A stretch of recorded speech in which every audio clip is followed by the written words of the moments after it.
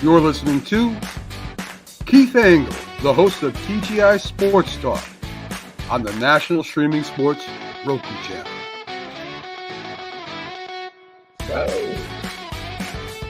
Pop myself out there. Good morning, everybody. How's everybody doing today on this so far beautiful Friday morning here in upstate New York? We're near Saratoga. Things have calmed down with the track season over. Good to have everybody with us. Everybody watching us today on TGI Sports Talk's Facebook outlet, our YouTube outlet. We're live on National Streaming Sports on Roku.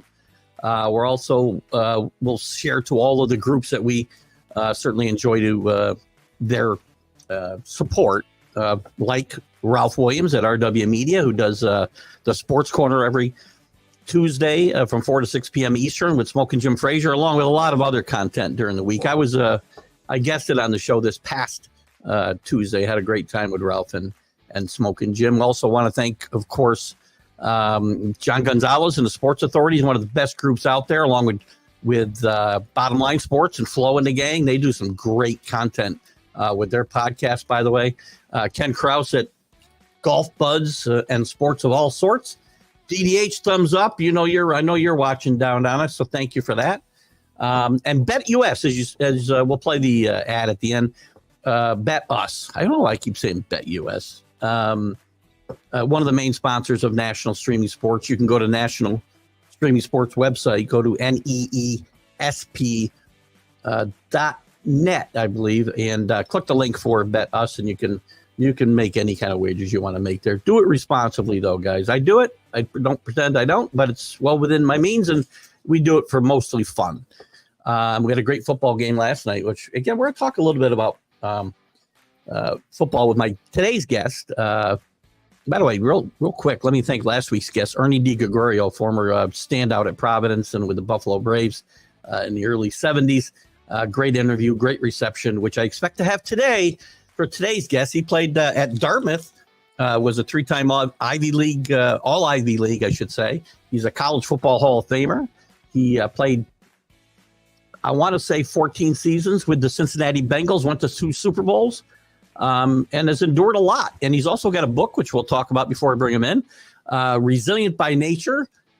If I can, Reflections, I can't read the subtitle, which I always have a problem with. Reflections, we'll have Reggie help me out because my eyesight is going so bad, it's ridiculous. But great book. I found it myself last night on Kindle because I should have found it before.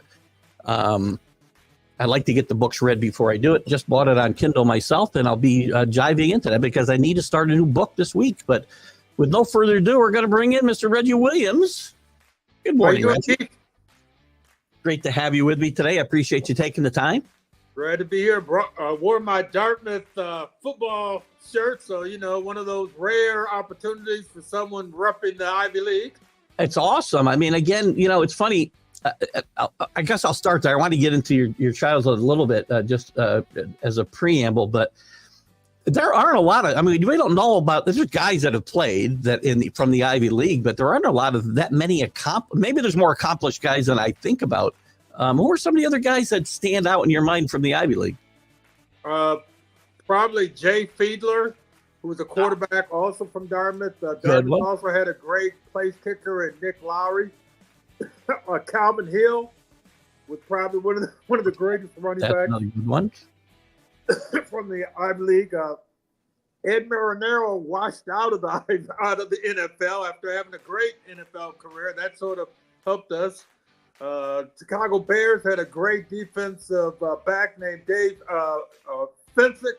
Yeah. And he was from Yale, and he was a wide receiver when I played against him. Dan Jiggets was a offensive lineman that played for the Bears from Harvard. So there's been a few. Yeah, and a couple of decent quarterbacks. Fitzpatrick's made yes.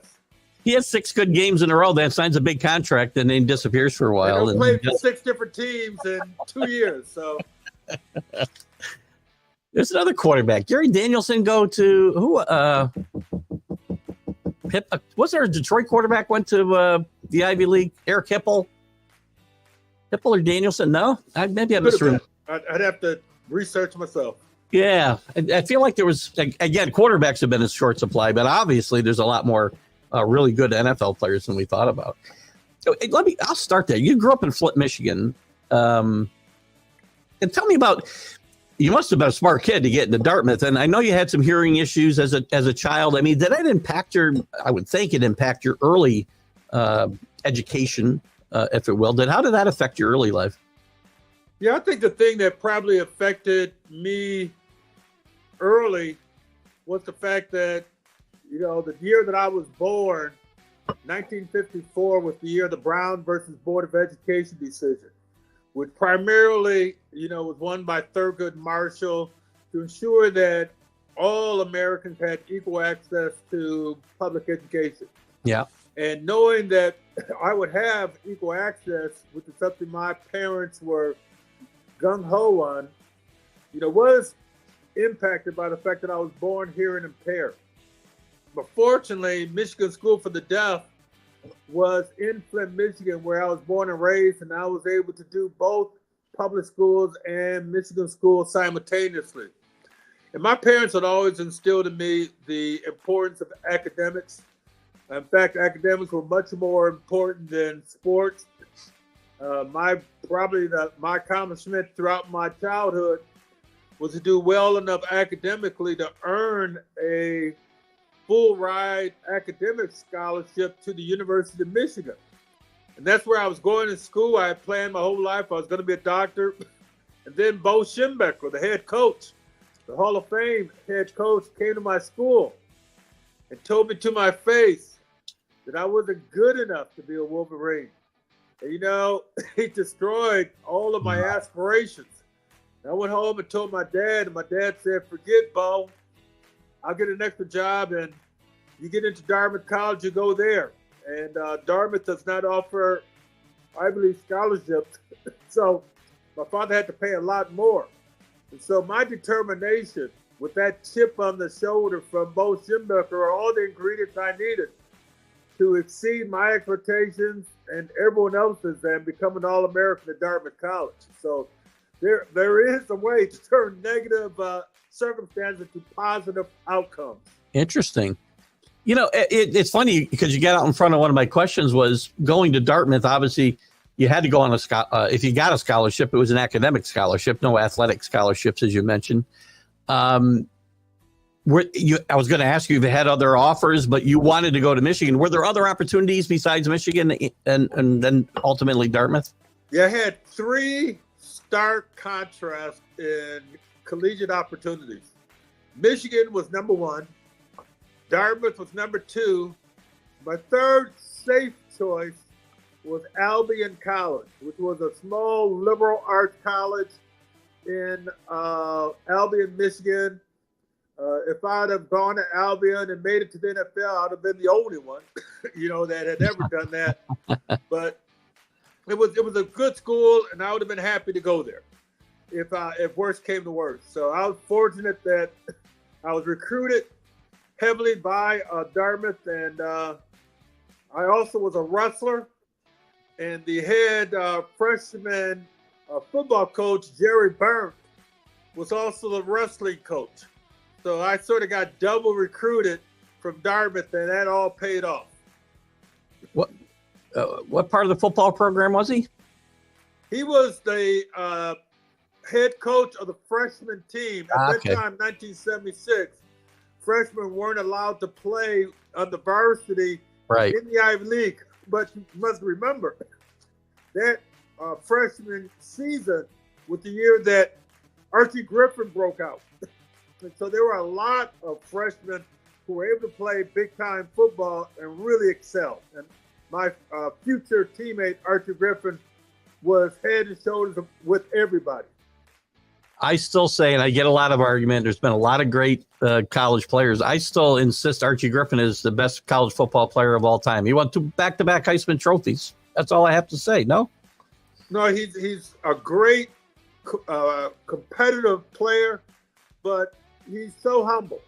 Yeah. He would be the last person to really say that. He would give all the praise to his teammates, to the coaching staff.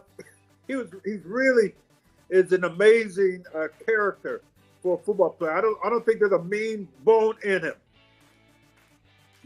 Archie's a guy I'd love to have on the show. Do you have any contact with Archie? I got to get in touch with Archie somehow. I'd love to have him on this show. Well, he's a great guy. They just did a statue for him outside of the Rose Bowl, and then they replicated it, the statue outside of Ohio State Stadium. So the horseshoe. So yeah. That's it's an amazing recognition by Ohio State for all the contributions that Archie has made both on and off the football field. Great player, and it sounds like a great person. Your playing career at Dartmouth, I mean, Jack, I'm going to say Jack's name. Try to be easy. Krothamel, am I right? Krothamel? Jake Krauthamel, yes. Jake was my head coach. He followed Blackman, who went on to Illinois in the Big Ten after his success at Dartmouth. And then Jake Krauthamel went on to be the athletic director at Syracuse. Yeah. And he's responsible for the Carrier Dome and all the success that Syracuse has been enjoying coming out of the 2000 of this century. What was his impact? I mean, I want to talk about a couple things, but what was his impact on you as a football player? I mean, at 6'1", you played it. I'm going to say 6'1", 228 something. Today, you're tiny, right, as a linebacker. But back then, that's probably a pretty good size. But what was his influence on your career and maybe making you into the professional potential? I'm guessing at this point in your career, you don't have a lot of NFL aspirations, or maybe you do. No, I had no NFL aspirations when I ended up at Dartmouth College. It was only until Jerry Burnt, on the very first day of practice, installed me as the captain and asked me to lead the team in calisthenics, which I'd never done before. I started thinking about myself as a leader. I'd never been a captain in high school. And so with Jake Krauthamel was the person that came down to freshman practice. And he's the one that moved me from running back because I wanted to be Jim Brown. He moved me from running back to middle linebacker. And that career change is, the biggest transformation I had in college. I thrived at middle linebacker and became one of the best linebackers in Ivy League history. Actually, before I go on, let me go. I got a couple more questions but I got a couple questions before I lose track of these. So Ricky Patton came out of Southwestern Academy 2 years later in 1978, both good men from Flint. Do you remember Ricky Patton from the Flint area? Of course I remember Rick. This is one of the great stories. And I think it's still true today that Ricky Patton and I are the only high school teammates that lined up against each other as adversaries in a Super Bowl. So that year, we were playing the Super Bowl in Pontiac, which is only 40 minutes away from our hometown of Flint, Michigan. Right. So one of us was going to go home with the Super Bowl ring, and the other person was going to go home with a bunch of regrets, and that person with the bunch of regrets was me. Well, that's ironic. We'll get into a little more of that later, but I didn't realize that's a great story. And real quick, I guess, before I lose track of this question, Chris wants to know also about the artwork you have up in the background. He says he thinks he sees a South African theme. Tell us about what you got going on there. Oh, I collect art from wherever I've had the good fortune of travel. And yes, there is some artwork in my room from South Africa where I had the chance to meet and be a guest of Archbishop Desmond Tutu. Oh, that had to be an honor. It was an honor, and it was a result of some legislation that I passed as a Cincinnati City Councilman. And this legislation was such that we prohibited our pension board from continuing to be the banker for South Africa. And so Archbishop Desmond Tutu, he flew to Cincinnati, wanted to meet with me. And I gathered my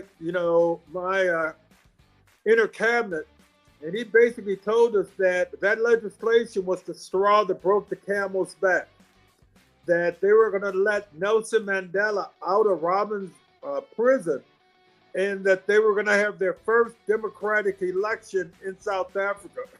So Wow. of all the things that I accomplished in Cincinnati, nothing was more rewarding than the opportunity to be part of the change in leadership and democratic rule in the Republic of South Africa. I mean, the only thing that would have topped it off is if I would have won a Super Bowl. It was those two chances. But in terms of making a difference on the world stage, the Cincinnati Bengals allowed me to do that, and I'm most appreciative. I would say Super Bowls are awesome, but that is a pretty good place in history to be kind of part of, for sure. Yeah. Gosh. Yeah. Especially if you compare it to losing a Super Bowl. So you. Right. So Chris got me a little ahead of myself there. I was going to talk about that. We'll talk more about the city council stuff when we get to your Cincinnati career, which we'll get to. The only thing I will say and add to my artwork is that behind me, which you may have, you can see behind my head in the black and white, is a rendition by the artist Ernie Barnes. Ernie Barnes was a former NFL player, but he was the artist behind JJ and Good Times, which is JJ's only redeeming value. So his artwork opened and closed the show. And the artwork that you see above me is one that he did for Sylvester Stallone when he was doing a mural for Rocky. And the iconic one where him and Apollo are hitting each other. Yes, exactly. Yeah, that's right there. And so he just sold at Christie's the highest auction piece of art a year ago, $15.3 million for Sugar Shack, which was a depiction of a party scene in his hometown of Durham, North Carolina. And it is, it was on the album cover for Marvin Gaye. And so it just became a part of pop music history. That's pretty cool. So only I would take this away from this conversation because that's all tremendous stuff I never would have thought I'd hear today. But I take away from this conversation, you didn't like Good Times, but you like the art that opened and closed the show. I could not stand JJ. That's why he was such an idiot. He was such a poor role model for young black people. I mean, yeah, but that's a great point. I mean, Kid Dynamite. I mean, who goes around, saying, I'm Kid Dynamite? He was It's a one of those shows that comes but his artwork redeemed him. Yeah. Oh, yeah, definitely. I'm getting old, and I watch all these, cozy TV. I watch all these sitcoms from the 70s or whatever, and one will come off, and there's a few that come out, and my wife goes, will you please turn that off? Because, it's like dated. That's just one of them. Mama's Family. It's just crazy. Anyway, back to Dartmouth. You obviously mature as a football player, and I'm sure a person at Dartmouth under your coach's tutelage. And what other influences were there? And when did you start to realize maybe there was some NFL potential in your future? It probably wasn't until my sophomore year. I had a good, freshman year, but we only played 6 games, right? And they're against other freshman teams or other junior varsity teams. Dartmouth College at that time was a powerhouse. They had won, in my freshman year, they had won their 4th straight Ivy League championship. And so my sophomore year, when I'm joining the varsity, I arrive at camp injured. I had been hit by a car from my off season. I was working at Fisher Body. My dad had got me a job to help make some money to pay for my Dartmouth education. And I got hit by a car on lunch break. And so by the time I got back to Dartmouth, I could not practice. And they were icing my leg, and I wasn't able to play until just sparingly the 2nd game of the season, then a little bit more in the 3rd game. And then in the 4th game of the season, we're 0-3. Yeah. And they put me in an outside linebacker, a position I never played before. And we were able to win, but I did not have a great game. But our middle linebacker Pat Stone got hurt that game. And so they put me in at middle linebacker, and that was it. The next game, we were playing undefeated Harvard in Harvard, and I had the game of my entire career. And we were able to have 4 goal line stands, and we beat Harvard at Harvard, and we ended up not losing another game that entire season and won the Ivy League for the 5th straight championship. So at that point in time, you know, the whole mythology of looking adversity in the face and saying, you know, we got this. Yeah. That really came to fruition that sophomore year, and it's where I, you know, was named All Ivy as a sophomore, and all the hype began that ultimately led to the Cincinnati Bengals drafting me in the 3rd round 2-3 years later. You know, when we talk about the Ivy League then and the Ivy League now, I have to believe that NIL, transfer portals, and things like that have hurt the Ivy League from a sporting standpoint, because kids who are academically eligible to do that, if they're from impoverished families or whatnot, then they're likely to go somewhere they might put some money in their pocket. No, and it hurts the Ivy League. What do you think about that? No, I agree with you. NIL has changed the whole landscape of college sports. I mean, it's forced the biggest schools in the nation to consolidate. Yeah. And so, you know, what leagues, you know, and conferences that we grew up with, you know, they're all been basically dismantled in favor of following the money train, the gravy train, with all of these broadcast contracts. So that having been said, every year college football, for some reason, gets more and more exciting. Yeah, it is a great something game about the game that always allows for new drama, new superstars, new offensive, new defensive, you know, new stories that are being told in so many different ways. So, you know, and this past opening college football season was no exception. You know, there were just some great games when no great games were even expected. Yeah, I've said this for years now, Reggie, and it sounds like you agree with me that as great as the NFL game can be and the talent there is obviously unquestionable, the Saturdays are better from an excitement standpoint than Sundays because of the energy level in the stadiums, the bands, the fans, game day being there, and all this. It to me, Saturdays are just it's wall to wall excitement from 9 o'clock in the morning until 1 o'clock in the morning. It really is, and you add to that the importance of alumni, and the fact that it's not just fans in the stands. There's a whole family.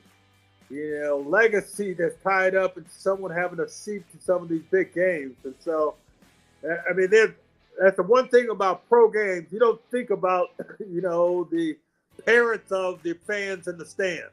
Whereas with football, it's all about legacy.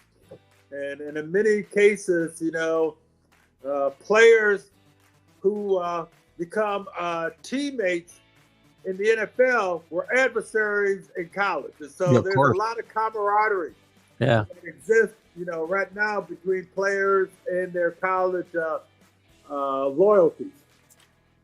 Do you think, you're going back to the NL for a second,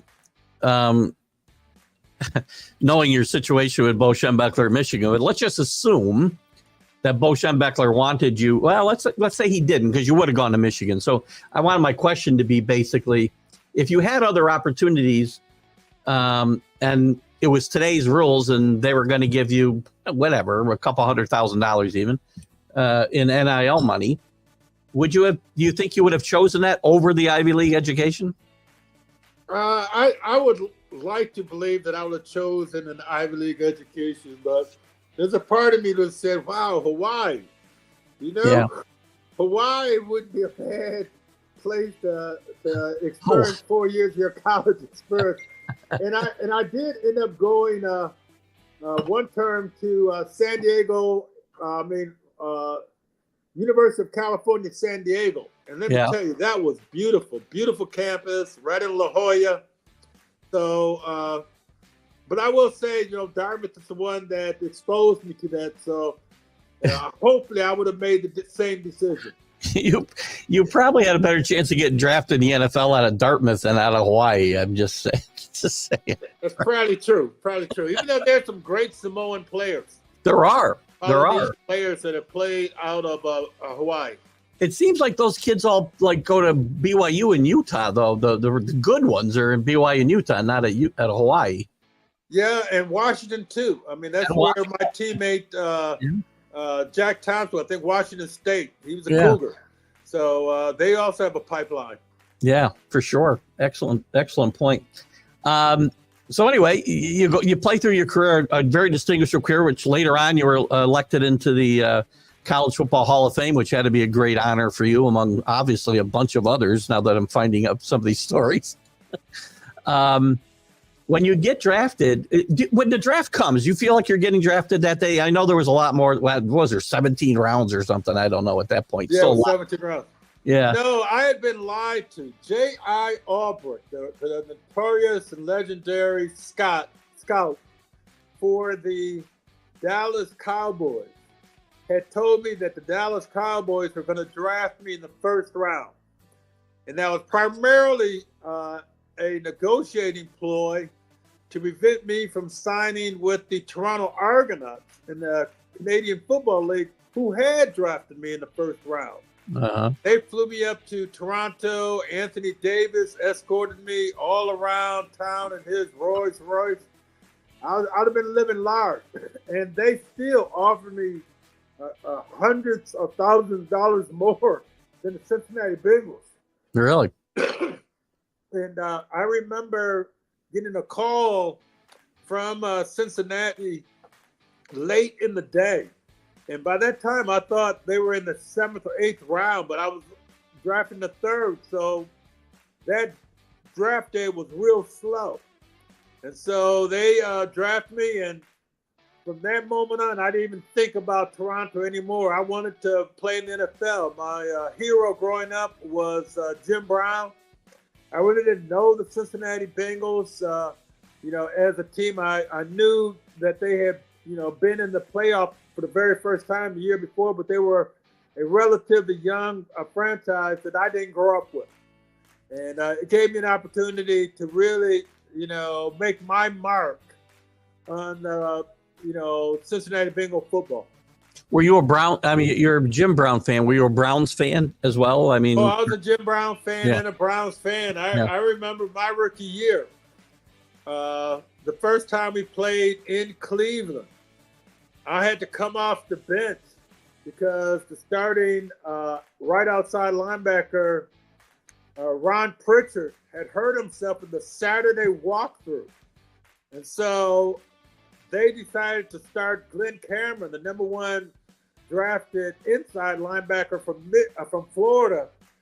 They put him at outside linebacker because they didn't think the rookie Ivy Leaguer was ready. And after Glenn was unable to, make some of the tackles in the open field that he needed to make against the likes of Greg Pruitt, they had nothing to lose but to put me in the game. And I played scared, but I played great. And I ended up playing well enough that game to secure a starting job and ended up starting for the next 14 years for the Cincinnati Bengals and led the team in tackles my freshman year. So I ended up in the right place at the right time and enjoyed a long Cincinnati Bengal career. You did. That's a long career, and I know that there's some downside to it too, which we'll get to. Now, so being a Browns fan, you only missed Coach Paul Brown by maybe a year. Was it a year you would have missed him by? No, I missed him by 1 year. He gave up coaching the year that I arrived. That's when they made the fateful decision to hire Bill Tiger Johnson, who was the offensive line coach, as the head coach.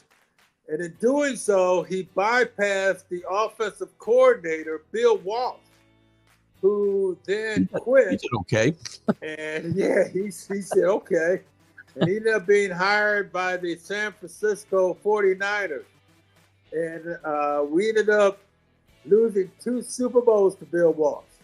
And during my 14-year career, in the 6 times I played against San Francisco, we never won, including one game when we were up by 4 points. We had the ball with 3 seconds to go in the clock, and we lost that game. So I'm going to tell you, there's something about the Bill Walsh curse, which is real. Yeah. I mean, you must sit back and think sometimes. What if history had been different and Bill Walsh had been named the Bengal head coach? I mean, what are your vision? You think about it. What are the visions that you have of your career and the Bengals success if Bill Walsh had given that job? You know, you assume that we would have enjoyed the Super Bowls that San Francisco ended up enjoying, but you just never know. Right. And in large part because I think that him going to San Francisco, the reason he went, created a chip on his shoulder. And it was that chip on my shoulder when Bo Schembechler said I wasn't good enough to be a Wolverine. That was the big spark plug in my success at Dartmouth. So, you never know if not being passed over by the Cincinnati Bengals, not the chip on the shoulder that facilitated all of Bill Walsh's success. But he was a great head coach. He was a great innovator, and obviously well respected by football pundits everywhere. With that said, the guys you did play for, I mean, what were your relationships with? I know Bill Johnson, we said, took over the team. You had some moderate success, 10-4, 8-6. I know it wasn't so good when he left. Homer Rice was there for a year. Forrest Gregg comes in and gets you guys to a Super Bowl. And then later on, Sam White, who also got you to the Super Bowl. What were your relationships with these guys, good and bad? No, I had a great relationship with all of my coaches. Even Homer Rice, he was there for a short period of time, but he was very cerebral as a coach. And, I probably my least favorite coach was Bill Tiger Johnson. I remember he, in my second year, like I said, my rookie year, I had led the team in tackles. I was made the NFL All-Rookie team. And when I came back to my second year, he benched me. He benched me for Ron Pritchard and he did it on the field without any warning. Yeah. And in front of the whole team, he basically said that a veteran can't lose their starting job through injury. Well, that sounds logical, but still, talk to me. After the great, rookie year, I would expect, the courtesy of someone, not discounting everything I did, but instead doing it. So that was a bad day. And I ended up regaining my starting job only because Ron Pritchard got hurt again. And so they had to put me back up in the lineup. I think it affected the whole team. And, we dropped from being a playoff contender to just being an average team. Yeah. And, Bill didn't last but another year, and then he was gone. So he lost the leadership of the team. I'm not saying it's because of me. There were other things that he did, but what he did to me really was not good. Well, you made the all-rookie team. I mean, it's like you just kind of went out there and, filled in okay. You had a really good rookie year. And the way he did it, once again, he did it on the field in front of everyone. Yeah. And with no respect, no courtesy, no understanding. I mean, he was a former player. He was an offensive lineman, so he should have known that something like that. And I've got to look at my teammates. I got to look at the starting unit in the eye, and that wasn't something that I enjoyed. But that having been said, Forrest Gregg was my favorite coach. My favorite coach growing up was Vince Lombardi, and the fact that Forrest Gregg was the apple in the eye of Vince Lombardi and that he himself, was one of the primary building blocks for the great success that the Green Bay Packers had. And that was definitely something I wanted to emulate. And I can guarantee you, during the freezer bowl, minus 59 degrees below zero. Remember that game? The fact that Forrest Gregg was our head coach is the reason that we were a stand-up team.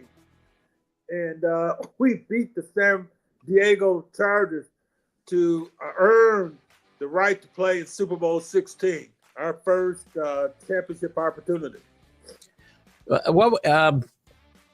Real quick, going back to Bill Johnson, did you hear Bo Schembechler in your head all over again when that was happening? It was that same sort of old school, ideology. There was something that Bo Schembechler saw in me that reminded him of something he didn't want to be a part of his program. I don't know what it was, okay? Because when I think about, when I finally did get to the Ivy League, Archie Griffin, for all of the success that he enjoyed, he was a little guy. Yeah. So you couldn't say it was based upon size. My roommate at the Hula Bowl was Gordy Bell, who was the Michigan running back, and he was a little guy. And I'm looking at him saying, but why would Bo Schembechler have picked these guys who were significantly smaller than me? Right. And say that I wasn't good enough to be with these guys' teammates. And then obviously I ended up being Archie Griffin's teammate for 7-8 years. And so it is significant, how, coaches impact, the ethos of their players. It's not just my story, it's happened all over. Yeah. And you always hear, fortunately, about the good stories, positive inspiration. But there are those stories that are the opposite. And that's why the NIL has become so big, because players now have more leverage. If they don't like how they're being treated, they can move. They get paid for it. So it really is pretty, pretty impactful what this new legislation has allowed the college game to become. And the thing about it still, I'll go back to my earlier point, and yet the game continues to thrive. It continues to be exciting. It continues to develop more storylines. And so that's one of the amazing things about college football. It's just always something new every single week. And you expect upsets, and yet, you follow your teams and you bet on them, hopefully with no upset. So right. I'm not a bettor. I never have been a bettor. But I know the allure of being part of the game because you've got some skin in the game. I enjoy a little skin in the game myself. And I've been a big, to your point about the games themselves and the storylines, for the last few years, I've been a big, very loud opponent of all of this change. I don't like the realignment. I don't like NIL. I don't like the transfer portal, the way it's done. There should be options for kids to move around. Don't get me wrong. But not the way it's being done now. But I've come to the conclusion nothing's going to change. I can't turn the clock back to 1982, right? But so I have to embrace that. And I've said, as long as I feel that same excitement on Saturday, then I'll just learn to live with this. And so far, it's good. So we'll see how that goes. Well, the salary disparity in the NFL is even worse. I could not really imagine, a teammate making $20-25 million more a year than I was making, because all 22 jobs on the football field are so critically important. And, you need these players that are being paid just $1 million a year at the offensive line to protect, these, $100 million quarterbacks. And the two go hand in hand. But, that's the way the game has become, and it's not going to change. And the disparity is going to get bigger and bigger.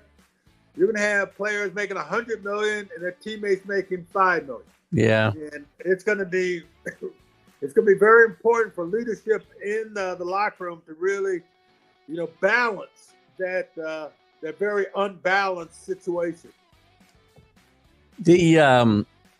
As this team gets better through the early part of your career, and Forrest Gregg gets there, and I mean, were there big culture changes? Actually, Chris brings up a question here about your rookie season at 22, and I think coming out of the Ivy League, the mature rookie is probably a good. I think you're probably mature than some guys coming from some other schools.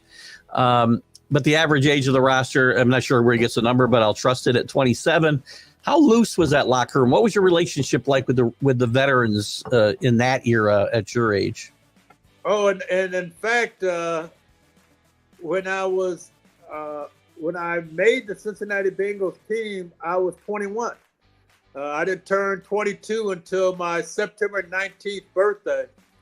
So he is correct. I mean, there were a lot of more mature players on that team than there are now. And, the veterans, all they wanted was performance. And the veterans that supported me, Ken Riley being number one.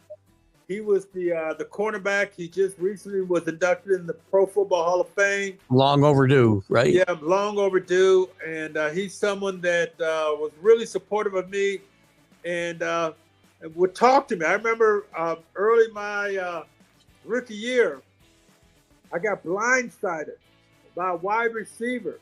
It's the only time, you get hit. You don't see it coming. And you look at, 1 minute you're running, next minute you see your feet over your head.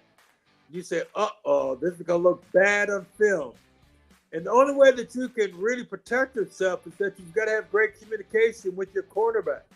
And so Kenny had warned me, but I didn't hear him. And so after that play, I could hear Ken Riley in my sleep. And so I never got blindsided again. And they'll look out for you. And so that's the way that I became, as I matured and played longer and longer, you look out for the younger guys. Because the better prepared they are, the better they play, and the better they play, the better we do. And so that's always been a consistent theme of every single team that I played on. There were a lot of other young guys. Ken Anderson was still a pretty young player at the time. You talked about Archie Griffin, Isaac Curtis, yes, great player. As this team matures and you play in the Super Bowl in 81, 81 right? season, yes. Yeah, 81. Some are still there. Archie, I think Archie's gone by then, but a lot of them were still there. Archie's there still.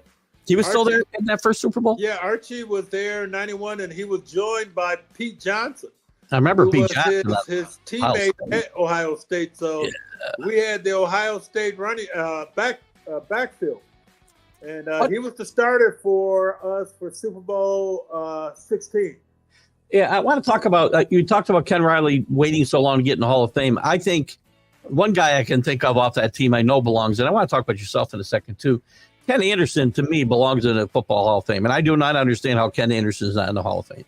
I don't understand why Ken Anderson's not in the Hall of Fame either. I mean, you look at how long Dan Fouts has been in the College Football Hall of Fame, but our Super Bowl 16 season, we played Dan Fouts and the San Diego Chargers twice when they were at their prime.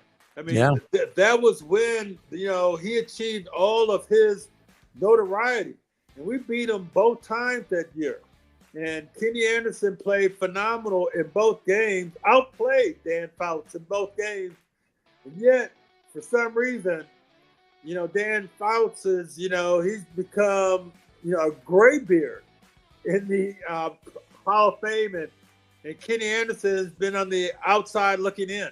And that's really been unfortunate. He definitely deserves, Willie Anderson deserves induction in the Pro Football Hall of Fame. Isaac Curtis deserves induction. Lamar Parrish deserves induction. All players, that really contributed to launching this franchise and making it a very competitive entity in the rugged landscape of NFL, hierarchy. Yeah. I sense you're probably a bit of a modest guy, Reggie. What about your own Hall of Fame chances? You were played a long time in the NFL when the NFL was a lot different than it is today, and we'll get into your struggles too physically. But what are your own thoughts? Because you were a big cog in 2 Super Bowl teams. I know they didn't win, but you were a big cog there and keeping that team competitive year after year. Well, I appreciate you bringing it up. I certainly know the things that I've done that have uniquely differentiated, my contributions from my peers. And yes, there are certain things that put me in the top 5, top 10 of any linebacker in NFL history. I have 24 forced fumbles. I have 23 recovered fumbles. That's a record, isn't it? The 23 recovered. It's the number 1 for the Bengals for a defensive player. Bengals. But it's it's in the top 5 in the National Football League. And so there are a number of other things, but I'm satisfied with my individual recognition. The one thing that I would look forward to is being in the Cincinnati Bengals Ring of Honor. I love playing for the Bengals. I love representing the city, both as a player and as a city councilman.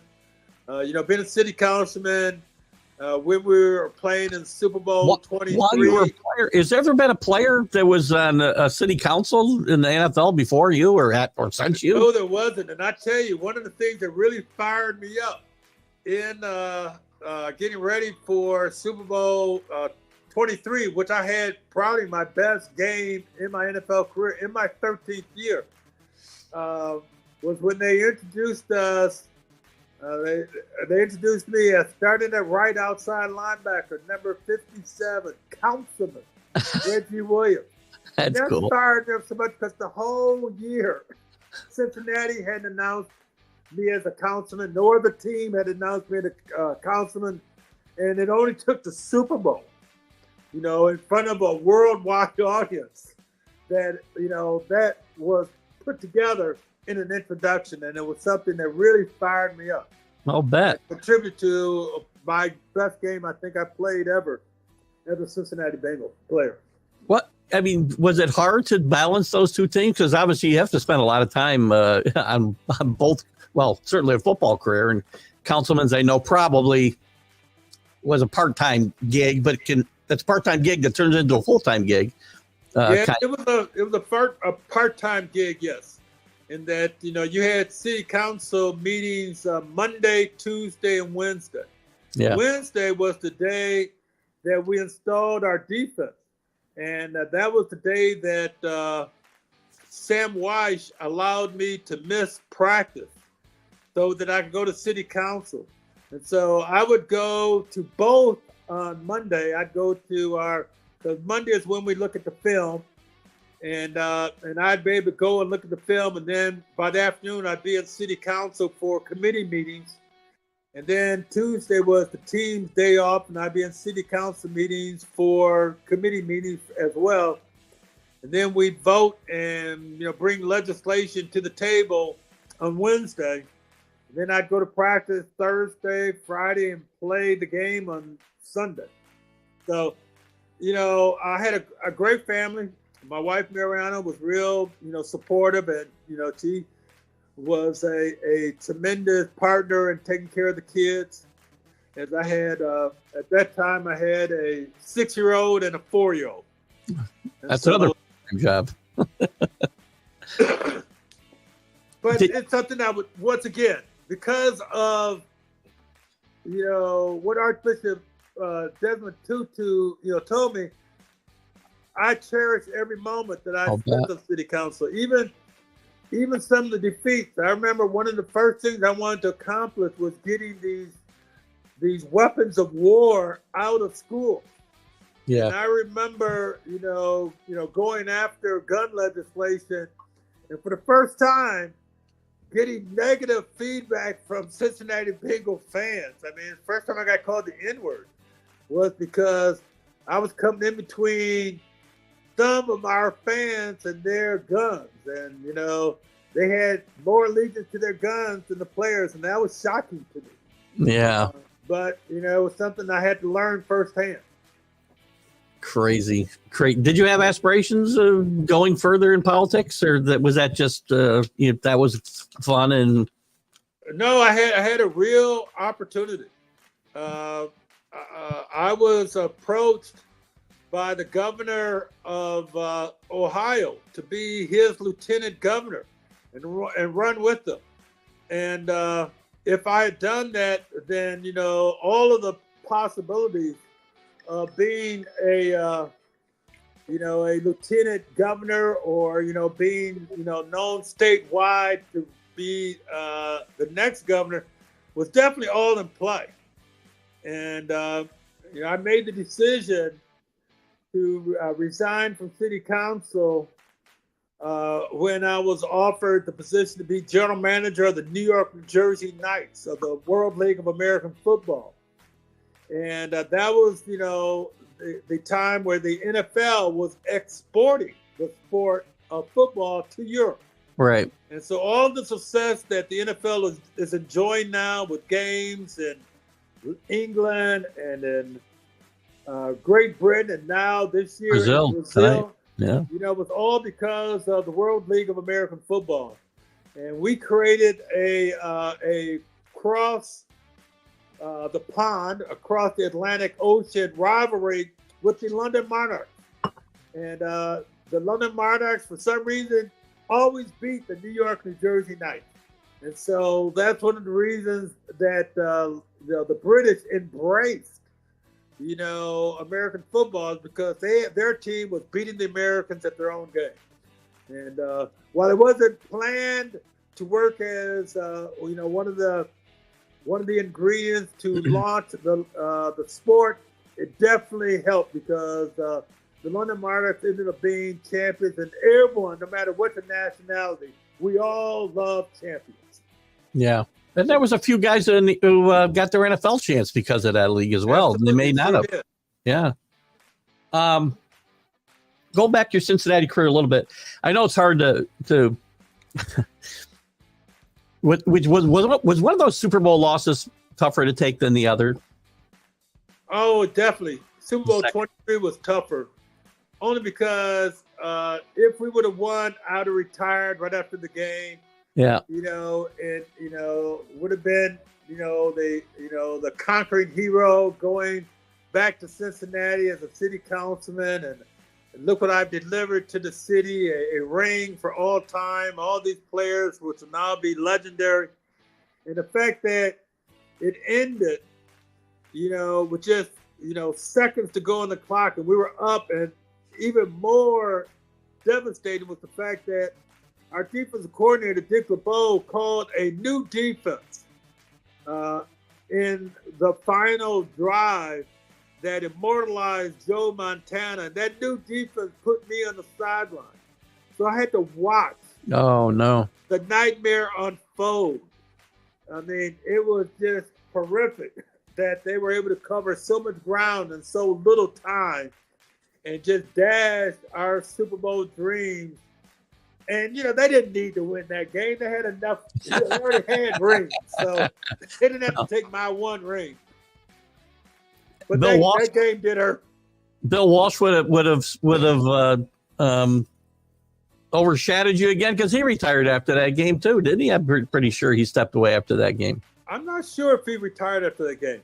I thought I don't remember that, but it could have been. It could have been. But. I'm pretty sure that was his last. I'm pretty sure that was his last game. It was a great football game. It was certainly one of the better Super Bowl games. It was a great game. Yeah. Who are some of the other? Who was the best teammate you felt you played with? It's maybe not the best player, the best teammate. Oh, Ken Riley. Riley was the only player that I played with that was also in the same fraternity.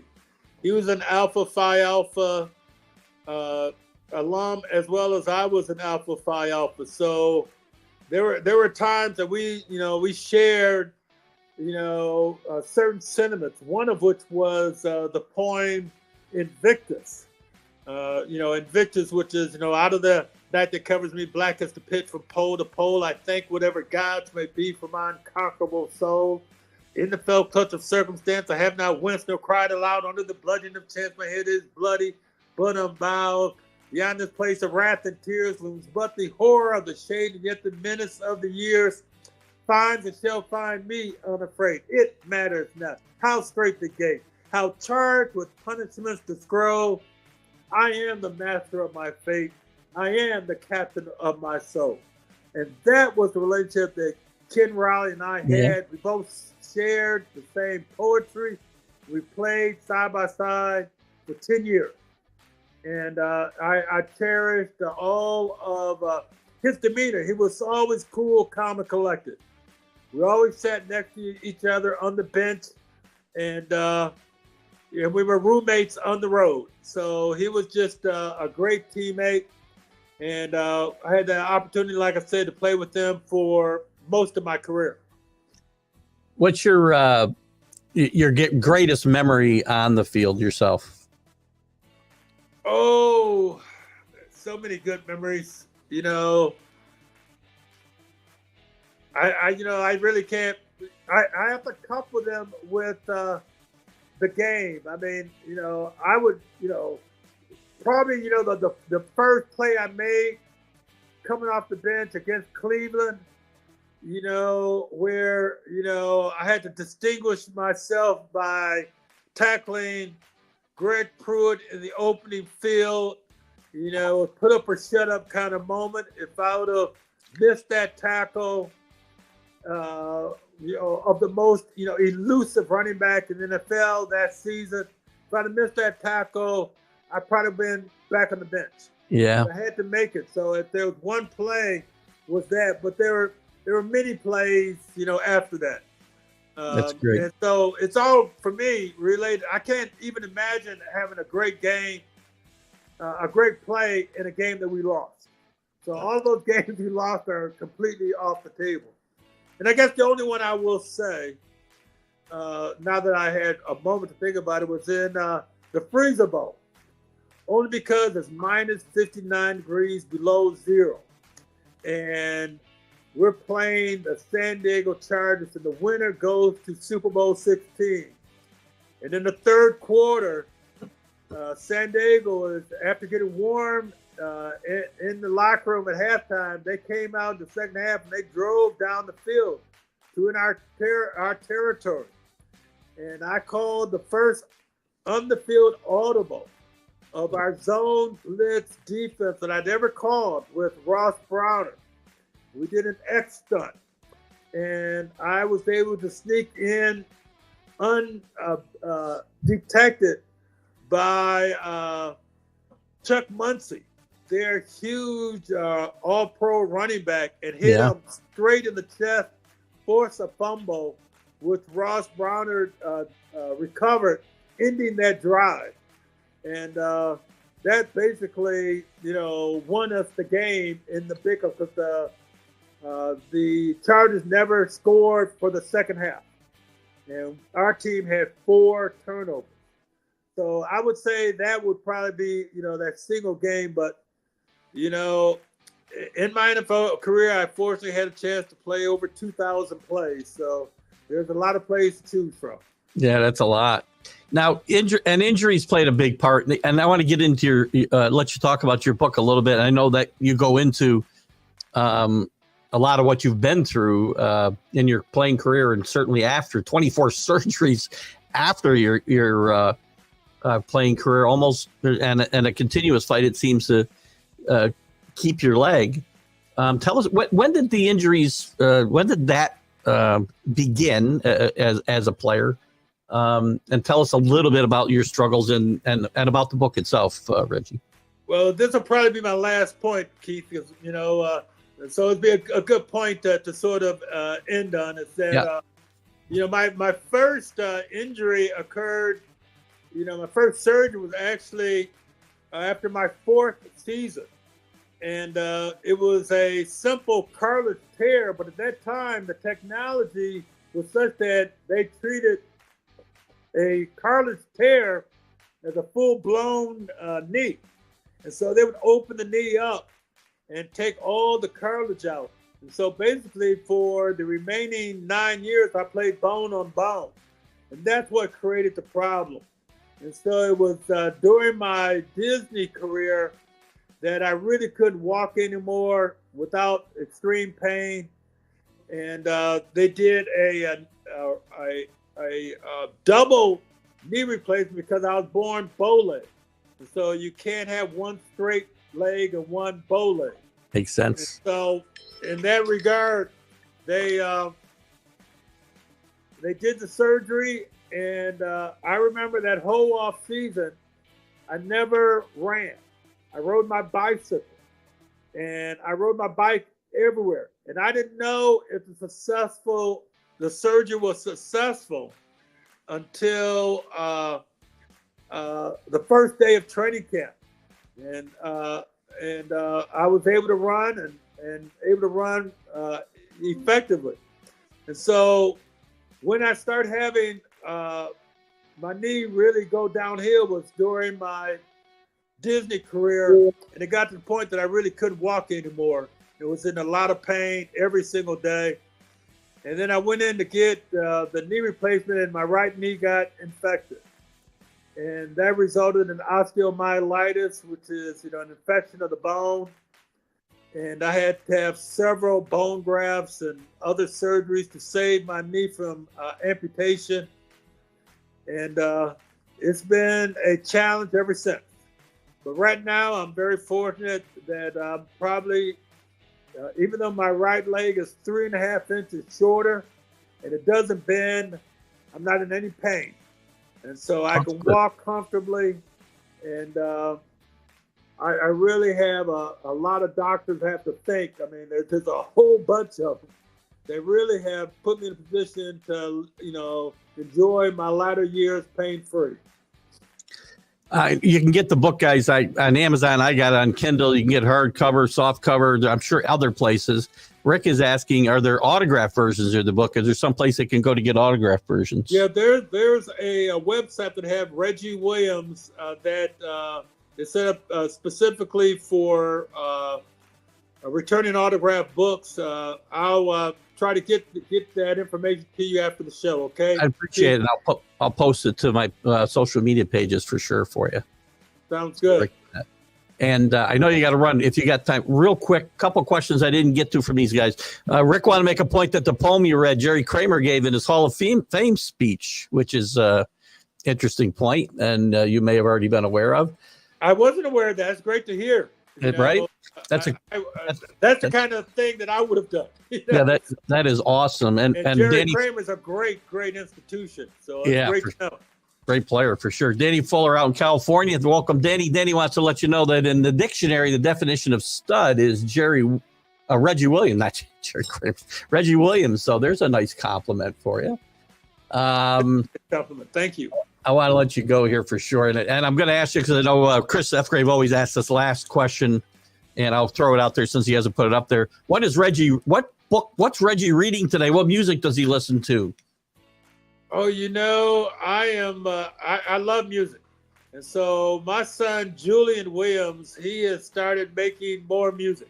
He's an MMA fighter and coach.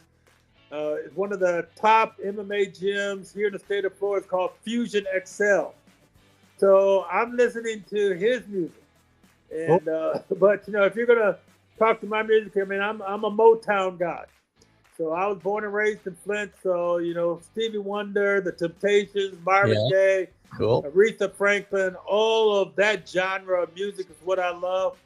And then we made the very first Super Bowl anthem, in 1982 when we got to Super Bowl 16, we collaborated with the R&B group Midnight Star to do Bengals #1. Let me tell you, it's better than the Chicago Bears Super Bowl Shuffle. Yeah. If we would have won the game, Bengals #1 would have been the pop culture song of the 80s instead of the Super Bowl Shuffle. So winning solves a lot of problems. It's sure. History's written by the victors, right? And that's kind of I guess that's a great example. I know there's a couple other questions, but I'm not going to hold you up too much, Reggie. I know you got to get going. So I really appreciate the time you spent with us. We're going to put the book, and if you send me that link, I'll certainly get that up on the website as well. I appreciate the time you spent with me, and I wish you good luck going forward. Thanks, Keith. I enjoyed our walk down memory lane. It was great. I enjoyed it very much. A lot of fun. Thanks again, and good luck. Have fun with football this weekend. Yeah, the Bengals will start their season, at home. So they're gonna wear all orange. So yeah, I'm not necessarily in love with it. They've got to win for me to fall in love with it. I think you're gonna wear out my Patriot team this weekend, unfortunately. So we won't talk too much about that. Thanks again, guys. I want to thank my guest, Reggie Williams. I want to thank all you guys for watching, and everybody that will watch after we post this in the groups and whatnot. Tremendous show today. Tremendous input from you guys as always. And we'll be back at 3 o'clock with the Major League Baseball update. We'll see you Sunday with the Stream of Conscience as Keith Engle, or a one-on-one with Keith Engle and my guest Reggie Williams. Have a great Friday afternoon, guys.